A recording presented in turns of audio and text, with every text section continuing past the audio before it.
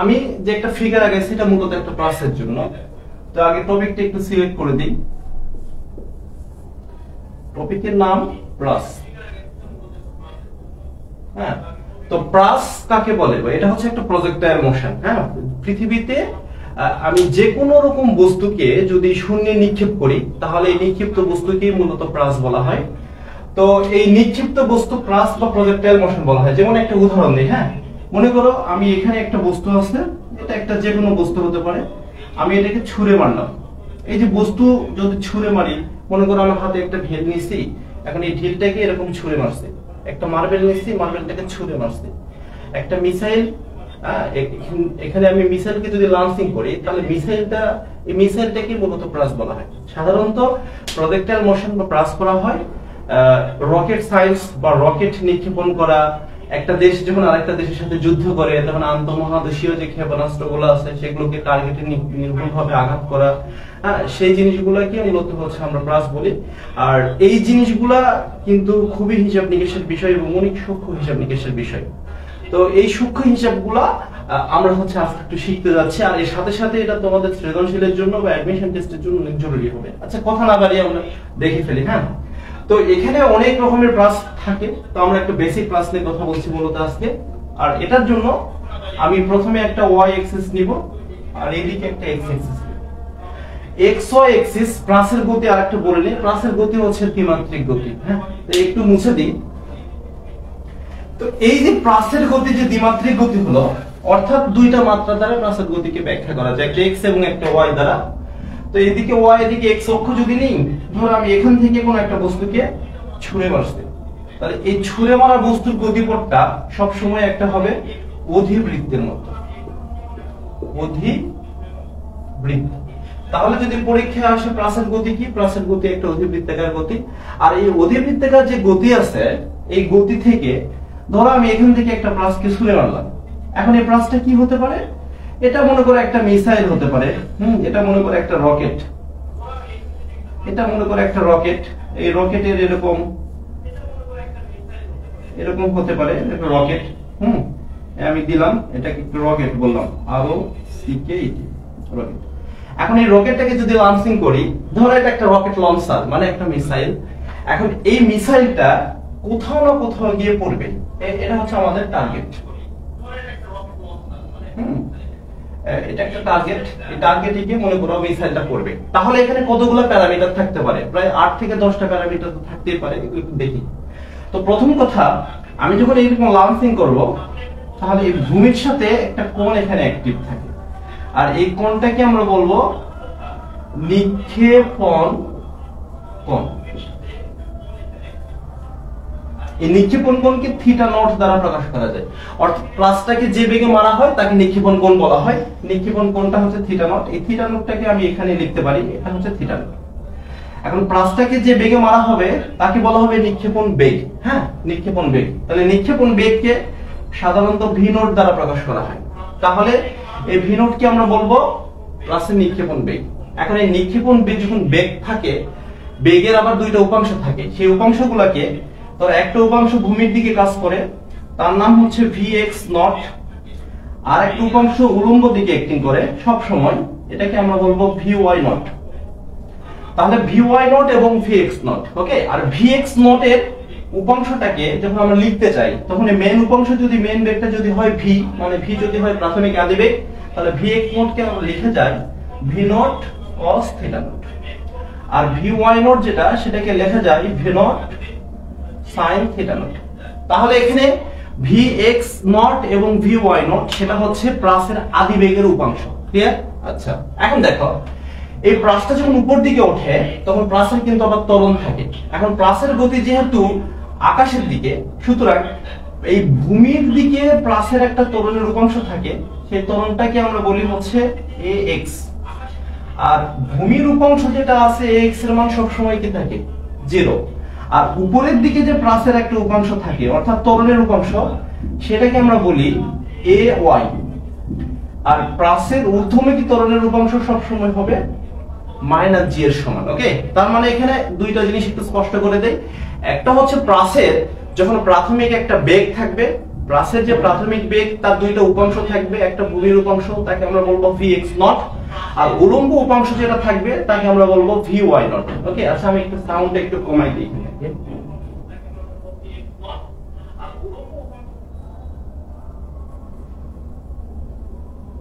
ওকে,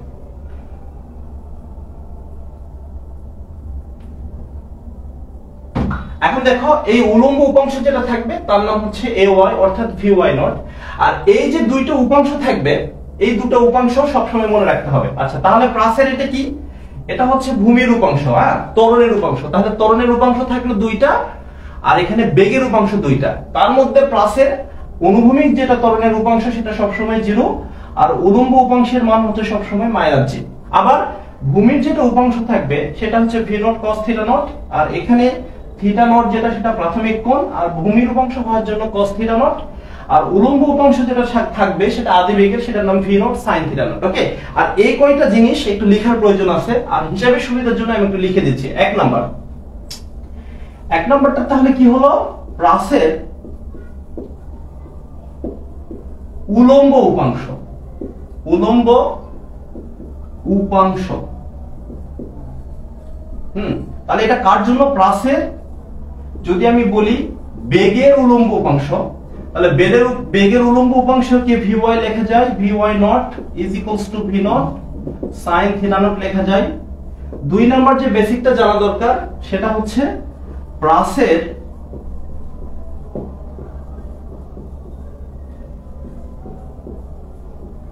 অনুভূমিক উপাংশ, সেটার নাম vx নট, তার নাম হচ্ছে v not cos theta not.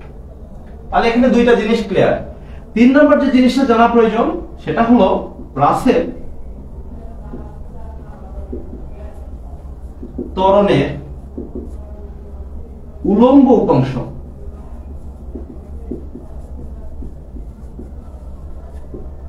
তার নাম ay এবং তার মান -g। এবং 4 নাম্বার যে জিনিসটা জানা দরকার সেটা প্রাসের ত্বরণের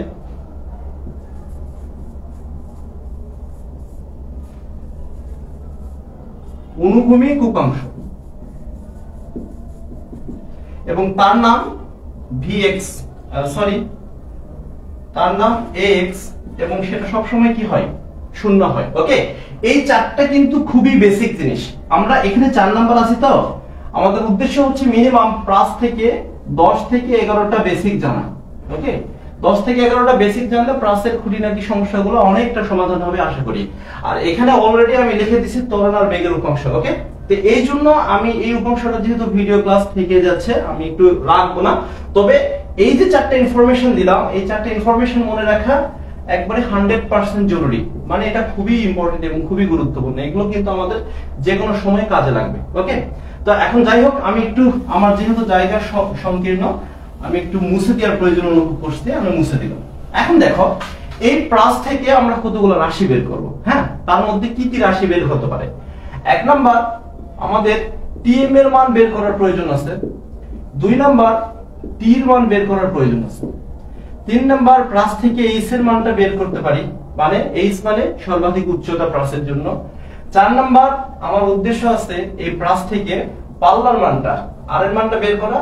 5 নাম্বার r max এর মানটা বের করা, r ম্যাক্সিমাম মানে সর্বাধিক আনুভূমিক পাল্লা। এবং 6 নাম্বার একটা ইচ্ছা আছে প্রাস থেকে y এর মানটা একটু বের করে দেখানো, অর্থাৎ প্রাসের উলম্ব সরণ। ওকে, তো যাই হোক স্টেপ বাই স্টেপ দেখালে একদম তোমাদের কাছে ইজি হয়ে যাবে আশা করা যায়। ওকে, আচ্ছা এখানে লাইভে আমি দেখলাম অলরেডি একদম যুক্ত আছে, কে আছে অ্যাকচুয়ালি আমি জানি না, তবে যে লাইভে যুক্ত আছে তার প্রতি আমার রিকোয়েস্ট, আমার কথাগুলো স্পষ্ট করে শোনা যাচ্ছে কিনা বা বোঝা যাচ্ছে কিনা আমাকে একটু কমেন্টে জানাও। যদি জানাতে পারো আমার জন্য একটু বেটার হয়, ভালো হয়। ওকে, আচ্ছা এখন আমরা এখান থেকে দেখব প্রাসের 5 নাম্বার যে বিষয়টা। 5 নাম্বার হচ্ছে সর্বোচ্চ উচ্চতায় উঠার সময়। ওকে, অর্থাৎ একটা প্রাসকে যখন আমরা লঞ্চিং করব, প্রাসটা যখন এখান থেকে এইখানে এই পজিশনে যাবে, এই পজিশনটাকে আমরা বলবো প্লাসের সর্বাধিক উচ্চতা, অর্থাৎ প্লাসটা গতিপথের সবচেয়ে উপরে অবস্থান করবে। ওকে, আর এই সর্বাধিক উচ্চতাকে আমরা বলবো এইচ। এই এইচটা অলরেডি আমি লিখে রাখছি এখানে, এই যে এইচটা, এটা কখন একটা সময় বের করব। আর এই এইচ উচ্চতায় উঠতে প্লাসের যে সময়টা লাগবে তাকে আমরা বলবো টিএম, মানে সর্বাধিক উচ্চতায় ওঠার সময়, টি ম্যাক্সিমাম। ওকে, আচ্ছা এখানে, আচ্ছা আমার কথা কি স্পষ্ট শোনা যাচ্ছে কিনা? একজন লাইভে আসো, প্লিজ একটু আমাকে একটু কমেন্টে জানাই দাও। আর যদি সম্ভব হয় এই ক্লাসটা একটু শেয়ার করে দাও, শেয়ার করলে অন্য যারা আছে তারাও ক্লাসটা দেখার সুযোগ পাবে।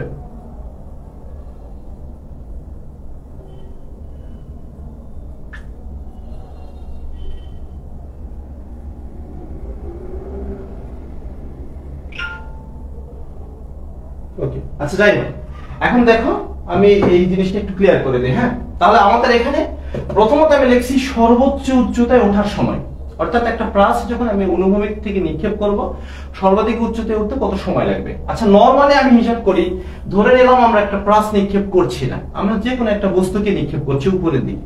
তাহলে কোনো একটা বস্তুকে যদি উপরের দিকে নিক্ষেপ করা হয়, এই বস্তুটা একটা সময় তো উপরে উঠবে, তাই না?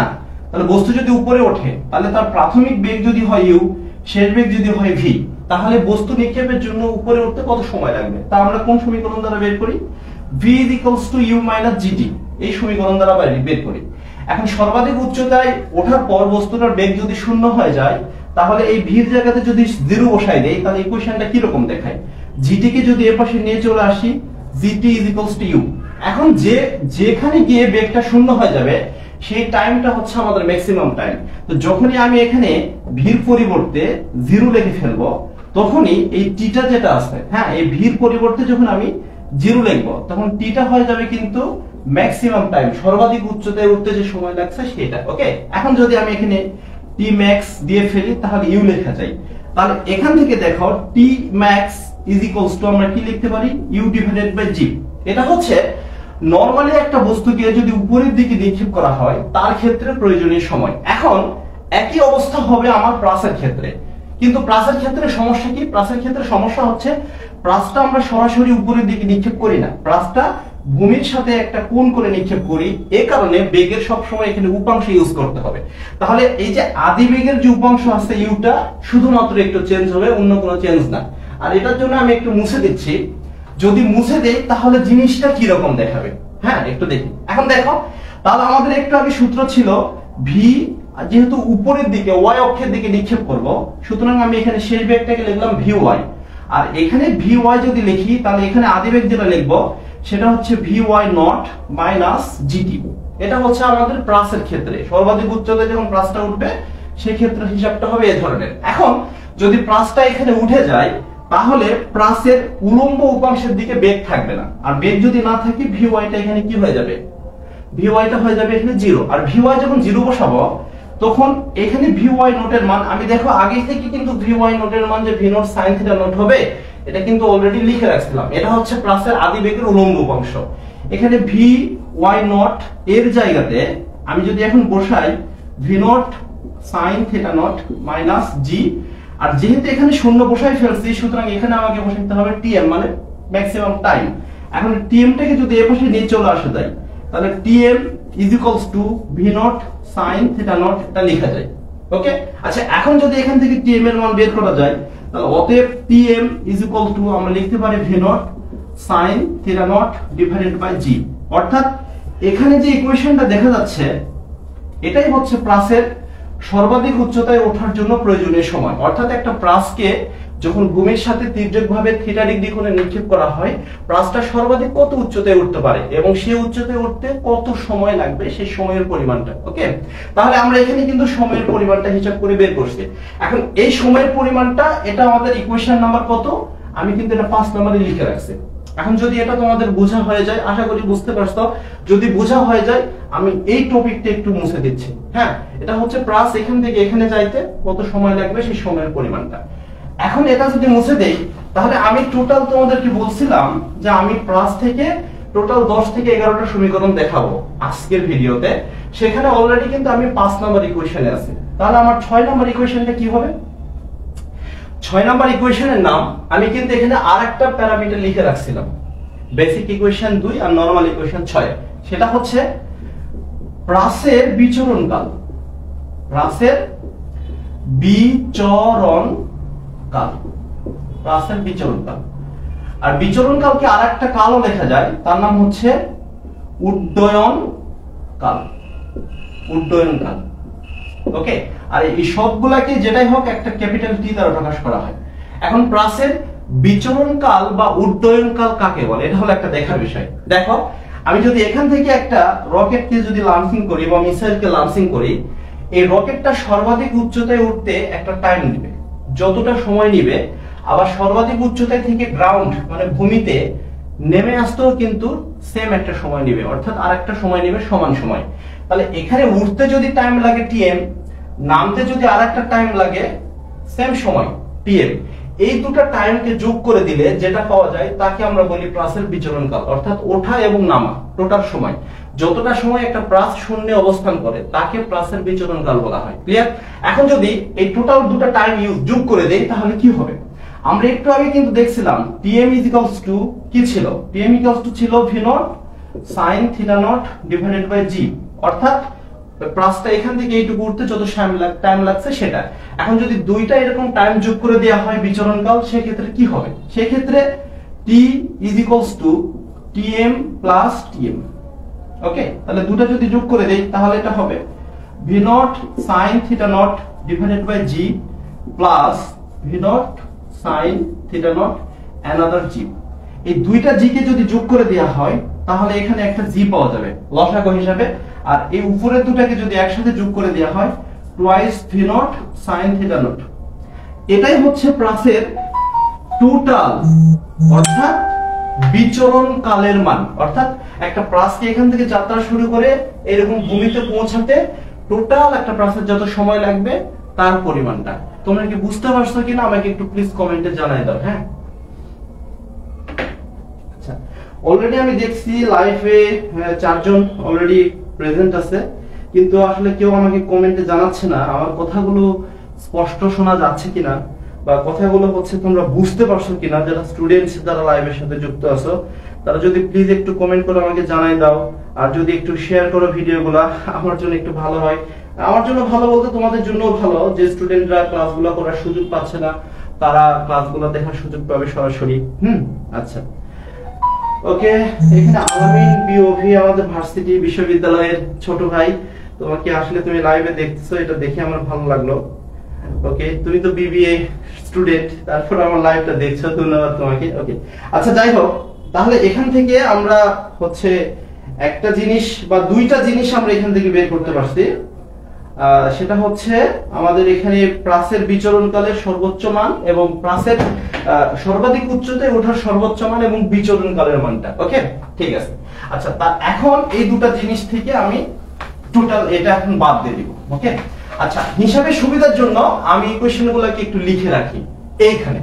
তাহলে টিএম এর ইকুয়েশনটা কি? টিএম এর ইকুয়েশনটা হচ্ছে v not sin theta not divided by g।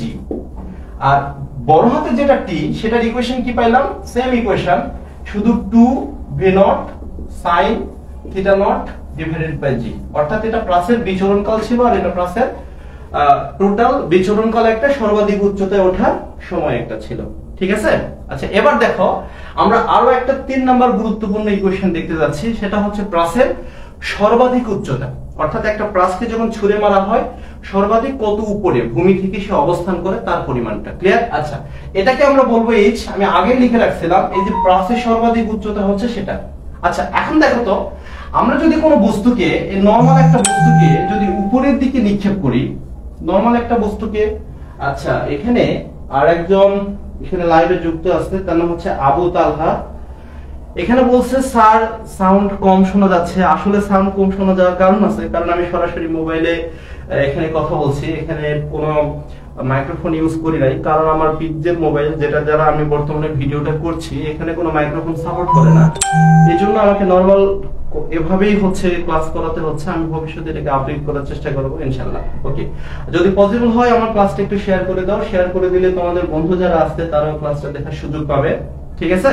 ওকে, আচ্ছা, এখন আমরা প্লাসের খুবই গুরুত্বপূর্ণ একটা ইকুয়েশন দেখব, সেটা হচ্ছে ইকুয়েশন নাম্বার আমাদের 7। সেটা হচ্ছে প্লাসের সর্বাধিক উচ্চতা,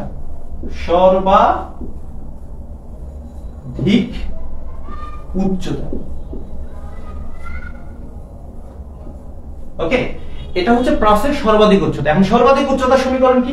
দেখো, আমরা যখন একটা বস্তুকে উপরের দিকে নিক্ষেপ করি, প্রাথমিক ইউ যদি আদিবেগ হয়, শেষ বেগ যদি ভি হয়, তাহলে প্লাস যখন সর্বাধিক উপরে উঠবে তার ইকুয়েশনটা কি হয়? তার ইকুয়েশনটা হচ্ছে v square equal to U square minus 2gh। অর্থাৎ উপরের দিকে কোনো বস্তুকে যদি নিক্ষেপ করা হয় তার ক্ষেত্রে সমীকরণ হচ্ছে এটা। এখন একটা বস্তু যদি উপরের দিকে অর্থাৎ সর্বাধিক এই উচ্চতায় উঠে যায়, তাহলে আর সে যেতে পারে না, তার মানে শেষ বেগ শূন্য হয়। যখন একটা প্লাসের শেষ বেগ শূন্য হয়ে যায়, তখন ধরে নেওয়া যায় সে সর্বাধিক উচ্চতায় উঠছে। এই অবস্থায় যদি আমি শেষ বেগ শূন্য ধরি, তাহলে ইকুয়েশনটা কিরকম দেখায়? এই ইউ স্কয়ার মাইনাস 2gh। এখন এই মানটাকে যদি এই পাশে নিয়ে চলে আসি, তাহলে আমাদের এখানে উচ্চতা যেটা, সেটা 2gh is equals to U square, আর এখান থেকে h এর মান বের করলে হয় ইউ স্কয়ার ডিভাইডেড বাই কি 2g। এটা হচ্ছে খাড়া উপরের দিকে কোন একটা বস্তুকে যদি নিক্ষেপ করা হয়, বস্তুটা সর্বাধিক কতটুকু উপরে উঠতে পারে তার পরিমাণ। ক্লিয়ার? আচ্ছা, এখন সেম হিসাবটা আমরা দেখব প্লাসের ক্ষেত্রে। একটা প্লাস এরকম চিত্র দেখে ভয় পাওয়ার কোনো কারণ নাই, একদম সহজে আমি জিনিসটা বুঝাই দেব। আশা করি এই বেসিকটা বুঝতে পারছো। যদি এই বেসিক বুঝতে পারো, একটু মুছে দিলাম। হ্যাঁ, এখন দেখো, একটা প্লাসকে যখন উপরের দিকে মারা হয় তার সমীকরণটা কি রকম হয়? vy এর উপরে স্কয়ার হবে মাইনাস, আচ্ছা এখানে আরেকটা হবে, সেটা vy নট, এটার উপরে স্কয়ার মাইনাস 2gh।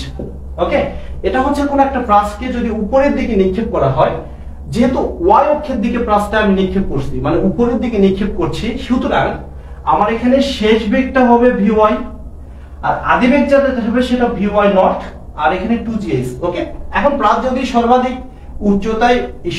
এই উচ্চতায় উঠে যায়, তার এই শেষ বেগের মানটা হয়ে যাবে কত? 0। তাহলে এখানে যদি 0 লেখা হয়, আর vy নট যেটা আদিবেগের উপাংশ, আমি অলরেডি এখানে লিখে রাখছিলাম, মুছে গেছে, আরেকবার লিখে দেই। vy নট যেটা, সেটার মান v not sin theta not, আদিবেগের উলম্ব উপাংশ। এই আদিবেগের উলম্ব উপাংশ যদি এখানে বসাই দেই, v not sin theta not minus 2g। যখন আমি শেষ বেগটাকে এখানে শূন্য ধরবো, তখন এইচটা যেটা, সেটা রূপান্তরিত হয়ে একটা বড় হাতের এইচ রূপান্তরিত হবে। অর্থাৎ এইচটা 0, যখন vy এর মানটা এখানে 0 ধরছে তখন সর্বাধিক উচ্চতা। ওকে, এখন দেখো, এই টোটাল gh টাকে এর পাশে যদি আনা হয়, 2g বড় হাতের h is equals to v। আচ্ছা, এখানে একটা স্কয়ার ছিল, যেহেতু স্কয়ার ছিল, সুতরাং একে যদি স্কয়ার করে দিই, v not square sin square theta হয়ে যাবে। ওকে, তাহলে এখন v not square sin square theta, আর এখানে হচ্ছে 2gh। এখন আমাদের উদ্দেশ্য ছিল কি? সর্বাধিক উচ্চতা বের করা। তার মানে h এর মানটা যদি এখান থেকে বের করি, h equals to v not square sin square theta divided by 2g। এখানে আমি এই মানটা বসাই দিতে পারবো। ওকে, এই ইকুয়েশনটা, এটা তোমাদেরকে মনে রাখতে হবে। এটা হচ্ছে প্লাসের সর্বাধিক উচ্চতার সমীকরণ। অর্থাৎ একটা প্লাসকে যখন মারা হয়, প্লাসটা গ্রাউন্ড থেকে সর্বাধিক যে উচ্চতায় উঠতে পারে সেটা। এখন এটা কার ক্ষেত্রে হতে পারে? এটা যদি কোনো একটা আমি মিসাইল লঞ্চিং করি তার ক্ষেত্রে হতে পারে, কোনো একটা মার্বেলকে যদি ছুঁড়ে মারি তার ক্ষেত্রে হতে পারে, এনিথিং। ওকে, প্লাস হলেই হলো। ওকে, তাহলে এই ইকুয়েশনটা যেটা, এটা কিন্তু প্রায় 100% ইম্পর্টেন্ট একটা ইকুয়েশন। এটা এমসিকিউ তে, ভার্সিটি ভর্তি পরীক্ষায়, অর্থাৎ নরমাল যখন আমরা সৃজনশীল করি মূল বিষয় আমাদের পরীক্ষাগুলোতে, সেখানেও কিন্তু গ নাম্বার কোশ্চেনে, অর্থাৎ 3 নম্বরের রেসপেক্টে এটা কিন্তু চাওয়া হয়। ঠিক আছে?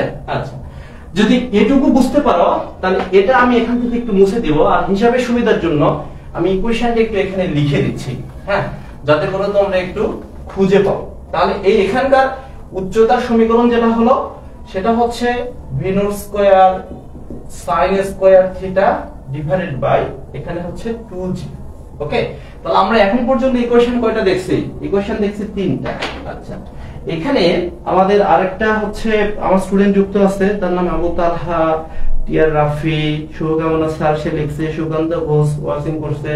ওকে, তোমাদের সকলকে ধন্যবাদ ক্লাসগুলো দেখার জন্য। আমি আশা করছি তোমরা রেগুলার এরকম ক্লাসগুলো পাবে। অর্থাৎ শর্ট সিলেবাসের বাইরে যতগুলো ক্লাস আছে, ইন্টারমিডিয়েটের শর্ট সিলেবাসের বাইরে, মানে যারা অ্যাডমিশন পরীক্ষা দিচ্ছ শর্ট সিলেবাসে তোমাদের ফার্স্ট পেপার থেকে বাদ আছে চ্যাপ্টার নাম্বার 1, চ্যাপ্টার নাম্বার 3 অর্থাৎ গতিবিদ্যা, ওইদিকে আরেকটা চ্যাপ্টার বাদ আছে তার নাম হচ্ছে চ্যাপ্টার 9 অর্থাৎ তরঙ্গ। ফার্স্ট পেপার থেকে তোমরা এই তিনটা অধ্যায় পড়ো নাই কখনো, আমার চেষ্টা থাকবে এই সবগুলা জিনিসকে লাইভের মাধ্যমে করানো। আবার সেকেন্ড পেপার থেকে কিন্তু তোমাদের কিন্তু 4টা অধ্যায় নাই টোটাল, অর্থাৎ অধ্যায় যেটা 4 তড়িতের চৌম্বকীয় চুম্বকত্ব, অধ্যায় যেটা 5 অর্থাৎ দিক পরিবর্তী আবেশ, অধ্যায় 6 জ্যামিতিক আলোক বিজ্ঞান, আর ওদিকে চ্যাপ্টার 11 অর্থাৎ জ্যোতির্বিজ্ঞান। এই শর্ট সিলেবাসের বাইরে চ্যাপ্টারগুলা যাদের পড়া নাই তাদের জন্য কিন্তু বিপদ। ওকে, তো তোমাদের বিপদের কথা চিন্তা করে আমি ইচ্ছা করছি যে আমি নিয়মিত লাইভের মাধ্যমে এই ক্লাসগুলো দিব। তোমরা লাইভে আমি আবার আমার ফেসবুক পেজ যেটা আছে মিনহাজ স্যার ফিজিক্স, এটাতে আমি লাইভের টাইমগুলো দিব, ক্লাসের টপিকগুলো আগের দিন দেওয়ার চেষ্টা করব। তোমরা যদি লাইনে যুক্ত থাকো তাহলে ক্লাসগুলো নিয়মিত পাবা, ঠিক আছে, আশা করা যায়। আর যদি তোমরা লাইভগুলো শেয়ার করো তাহলে শেয়ার করলে তোমাদের বন্ধু বান্ধব যারা আছে ক্লাস করার সুযোগ পায় না তারা এগুলো দেখতে পাবে, ঠিক আছে। ওকে, আচ্ছা এখন দেখি, আচ্ছা এটা তাহলে আশা করি তোমরা বুঝতে পারছো। তো যেহেতু বুঝতে পারছো এটা আমরা মুছে দিচ্ছি। হ্যাঁ, এটা হচ্ছে প্রাসের আমরা কি করলাম, সর্বাধিক উচ্চতা, প্রাস সর্বাধিক কত উচ্চতায় উঠতে পারে সেই সময়টা আমরা বের করছি। ওকে, এখন আমরা যেটা দেখব সেটা হচ্ছে প্রাসের পাল্লা। খুবই গুরুত্বপূর্ণ একটা টপিক, প্রাসের পাল্লা বা রেঞ্জ কাকে বলে। আমি একটা কথা বলি, দেখো এখন এখান থেকে যদি কোনো একটা বস্তুকে, এটা একটা রকেট বা মিসাইল হতে পারে, তাকে যদি লঞ্চিং করা হয়, বস্তুটা সর্বাধিক যে উচ্চতায় গিয়ে ভূমিতে পড়ে, এখান থেকে শুরু করে এই টোটাল যে ডিসটেন্স আছে এই ডিসটেন্সটাকে আমরা বলি প্রাসের পাল্লা বা রেঞ্জ, ঠিক আছে। অর্থাৎ এটা হচ্ছে প্রাসের রেঞ্জ, এই যেটা হচ্ছে রেঞ্জ, রেঞ্জকে আমরা বাংলায় বলি পাল্লা। এটা হচ্ছে প্রাসের পাল্লা। তাই এই প্রাসের পাল্লা এটাকে কি দ্বারা প্রকাশ করা হয়, রেঞ্জের প্রথম অক্ষর অর্থাৎ বড় হাতের আর দ্বারা প্রকাশ করা হয়, এটাকে প্রাসের পাল্লা বলা হয়। এখন প্রাসের পাল্লা কখন হবে, এটার জন্য আমাদের প্রাসের অনুভূমিক যে দূরত্ব যেটা আছে সেই অনুভূমিক দূরত্বের বিষয়টা মাথায় রাখতে হবে। এই জিনিসটা বোঝার জন্য আমি এখানকার এই লেখাগুলো একটু মুছে দিচ্ছি। হ্যাঁ, এখন দেখো একটা প্রাসকে যখন এখান থেকে মারা হয়, প্রাসটা আস্তে আস্তে উপরের দিকে উঠে যাচ্ছে। এখন যদি উপরের দিকে উঠে যায়, ধরে নিলাম প্রাসটা বর্তমানে এখানে অবস্থান করে, এই পজিশনে আছে, তাহলে দেখো তো উচ্চতার দিকে তার একটা উচ্চতা আছে না, উপরের দিকে উচ্চতাকে আমরা বলবো ওয়াই। এই যেটা হচ্ছে উপরের উচ্চতা, এটাকে বলা হবে ওয়াই। আর এই প্রাসটা যখন এদিকে যাচ্ছে তখন সে ভূমির দিকেও কিন্তু একটা দূরত্ব অতিক্রম করে। এই ভূমির দিকে অতিক্রান্ত যে দূরত্ব তাকে আমরা বলবো কি রে, এক্স। আচ্ছা, এক্সটাকে একটু বড় হাতে লিখি। হ্যাঁ, তাহলে এক্স হচ্ছে অনুভূমিক অতিক্রান্ত দূরত্ব, এটা এক্স। আর এই অবস্থায় যখন প্রাসটা গেছে সেই অবস্থায় তার উলম্ব যেটা উচ্চতা তাকে বলা হবে ওয়াই। এখন যদি এই উলম্ব অবস্থানে যেতে প্রাসের একটা টাইম লাগে, সেই টাইমের মান ধরলাম কি রে, টি। তাহলে টি সময়ে ভূমির দিকে প্রাসটা কতটুকু দূরত্ব অতিক্রম করে সেই পরিমাণটা একটু বের করি। এখন দেখো ভূমির দিকে অতিক্রান্ত দূরত্ব x is equals to ut plus half into x into t square। মানে এই সমীকরণটা কার সাথে সাদৃশ্য আছে, s equal to ut plus half at square।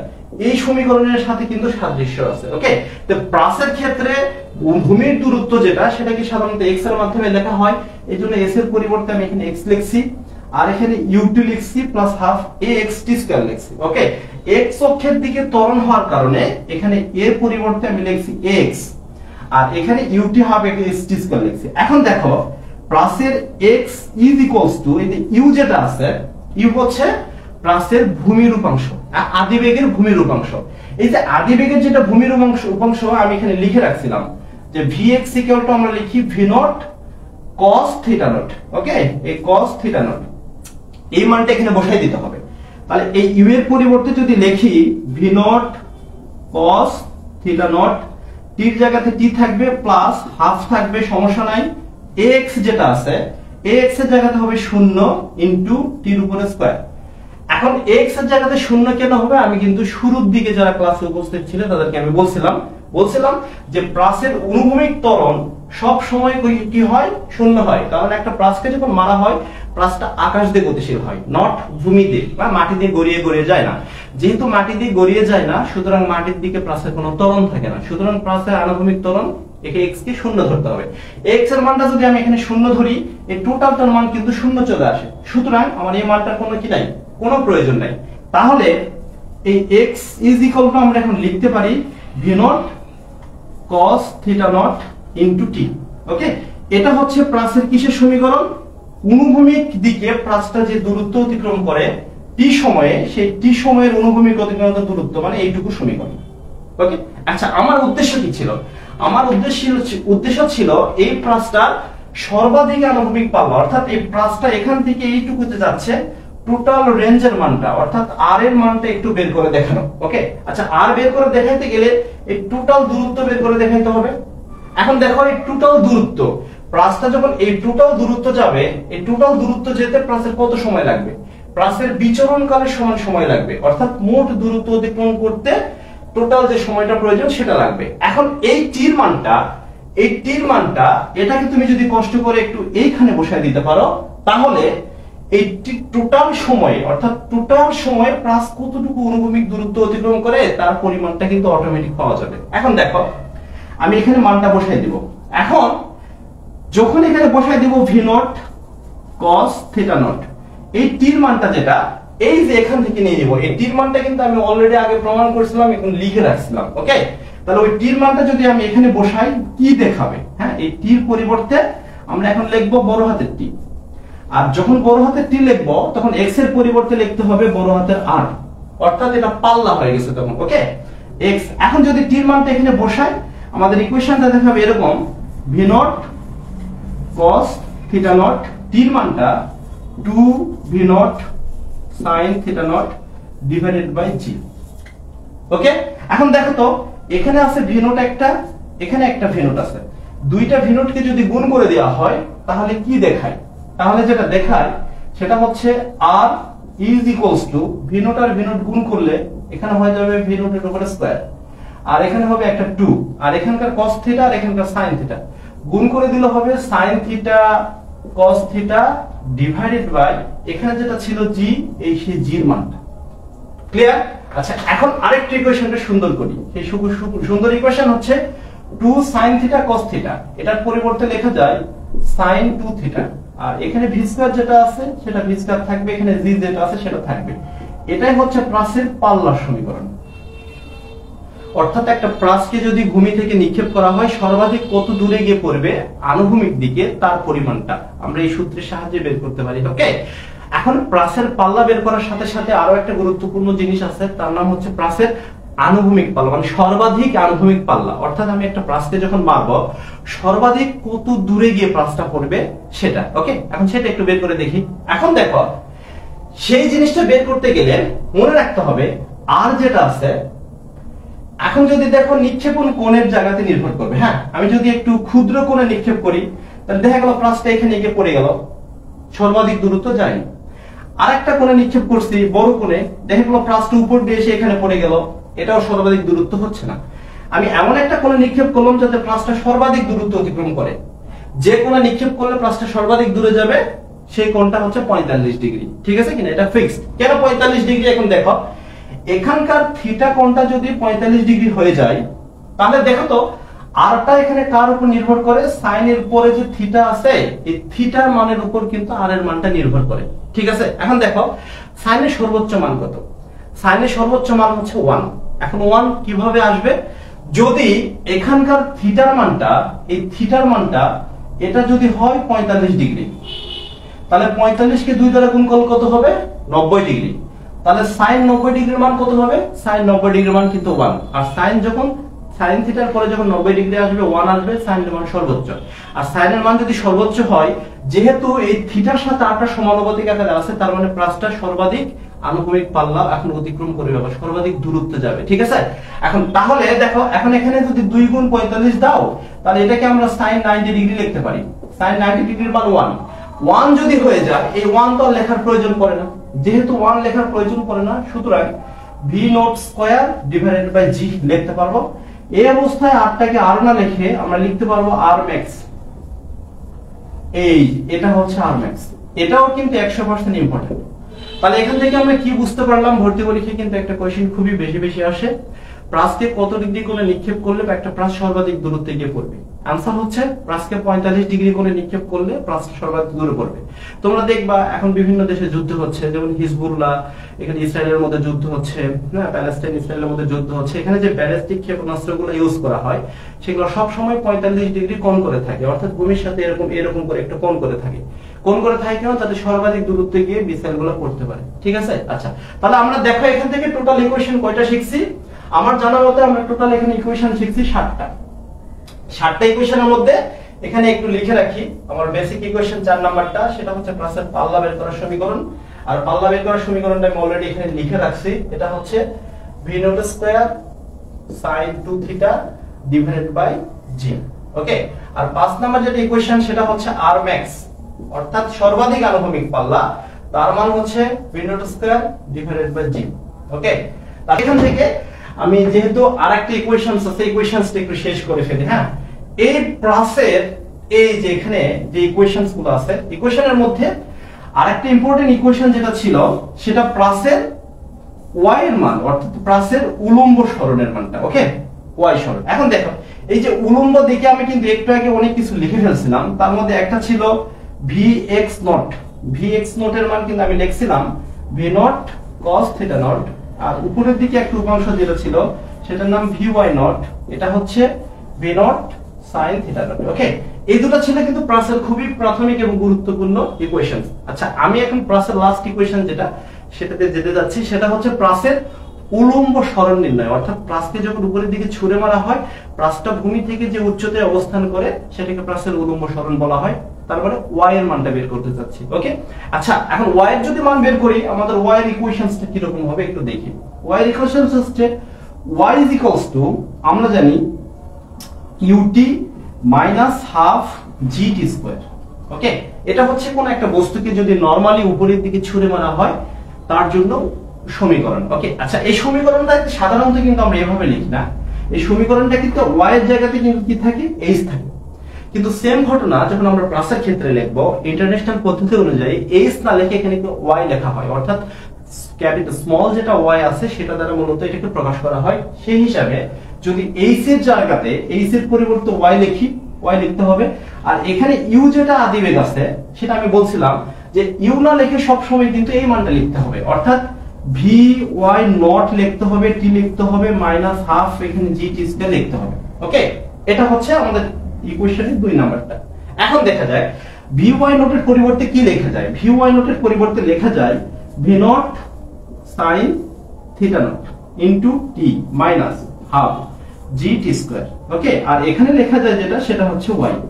আচ্ছা, এখন কি একটা জিনিস মনে আছে, আমি যখন একটু আগে লিখছিলাম যে প্রাসের আনুভূমিক অতিক্রান্ত দূরত্ব, অর্থাৎ ভূমির দিকে যে প্রাসটা গতিশীল যখন হয় তখন x এর একটা মান পাওয়া যায়, অর্থাৎ প্রাসটা যখন উপরের দিকে গতিশীল হয়, প্রাসটা যেমন উলম্বর দিকে এখানে থাকা অবস্থায় যেমন একটা উচ্চতা অতিক্রম করে, প্রাসটা কিন্তু ভূমির দিকেও একটা সরণ অতিক্রম করে। সেই সরণের মানটা আমি লিখছিলাম হচ্ছে x। আর এই x এর মানটা কিন্তু একটু আগে আমি বের করে দেখাইছিলাম। x এর জন্য সমীকরণ ছিল এরকম, x v0 cos theta not into t। এখান থেকে যদি t এর মানটা বের করা হয় তাহলে দেখায় t is equals to v0 sin theta not divided by x। Sorry, এখান থেকে t এর মানটা যদি বের করা হয় x ডিভাইডেড বাই, আমরা এখান থেকে লিখতে পারবো v0 cos থিটা নট।